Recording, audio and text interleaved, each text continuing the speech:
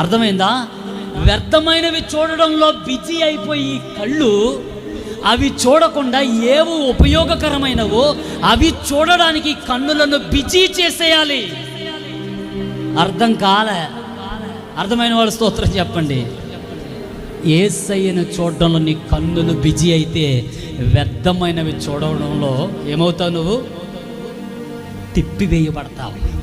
అందుకే యేసయ్యా నా కన్నులను తిప్పే నా వల్ల కాదు, నా అంతటా నేను చేసుకోలేను, నేను తిప్పుకోలేను కనుక నా కన్నులను నువ్వే తిప్పే అని అడగాలి.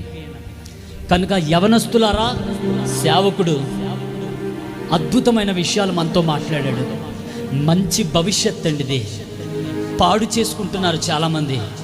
ప్లీజ్ ఒక్క క్షణం నేను టర్న్ అవుతానని టర్న్ కాబడితే చాలు, నీ జీవితాన్ని టర్నింగ్ చేసేస్తాడు.